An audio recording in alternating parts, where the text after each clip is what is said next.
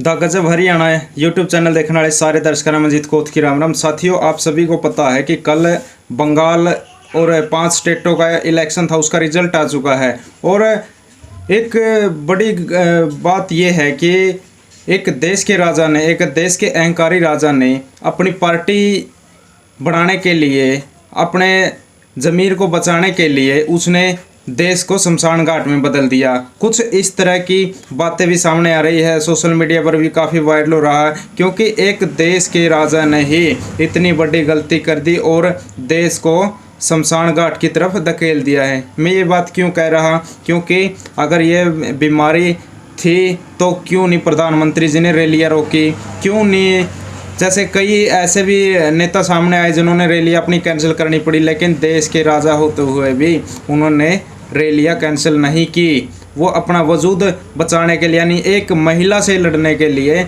इतनी रैलियाँ कर चुके थे, इतनी भीड़ इकट्ठा कर चुके थे, तो फिर भी नहीं जीत पाए। तो साथियों, जीतना और ना जीतना मेरा कोई मकसद नहीं, लेकिन जो देश को शमशान घाट की तरफ धकेलने में हमारे देश के राजा का बहुत बड़ा योगदान है। क्योंकि अगर देश का राजा ही गलती करेगा तो आम आदमी कैसे चुप रहेगा।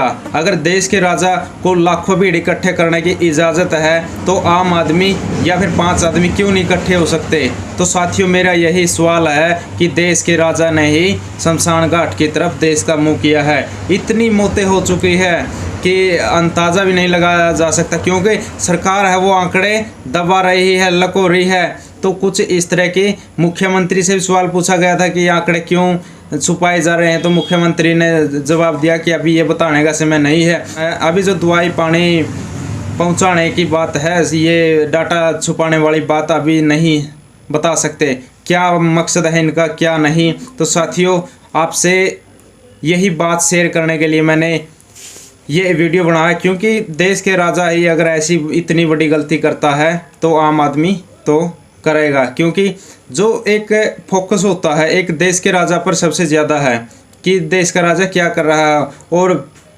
पश्चिम बंगाल में इतनी ज़्यादा रैलियाँ, इतनी भीड़, और फिर भी एक महिला से मुकाबला, लेकिन उस महिला ने फिर भी उसको हरा दिया। लेकिन हारने जीतने से हमें कोई मतलब नहीं, जो मतलब था वो एक देश के राजा से था, क्योंकि एक देश के राजा पर इस देश की नज़रें टिकी हुई थी। अभी एक तरफ किसान आंदोलन चल रहा है, किसान क्यों उठेंगे, क्योंकि देश का राजा बहुत बड़ी बड़ी रैलियाँ कर रहा है, और कहीं कर्मचारी कर रहे हैं, कहीं स्टूडेंट अपनी हड़ताल कर रहे हैं। तो देश में इतने बदतर हालात हो चुके हैं कि इसको संभालना भी मुश्किल है, और एक बीमारी भी बहुत ज़्यादा बढ़ रही है और लगातार मौतें हो रही हैं। तो साथियों, इस देश के राजा के बारे में आपका क्या कहना है, अपनी राय नीचे कमेंट बॉक्स में ज़रूर देनी है। आशा करूंगा कि इस वीडियो को अंधभक्तों तक ज़रूर भेज दे, क्योंकि अंधभक्तों को भी काफ़ी मिर्ची लगती है। सरकार कोई भी हो सकती है, हमें सरकार से कोई मतलब नहीं,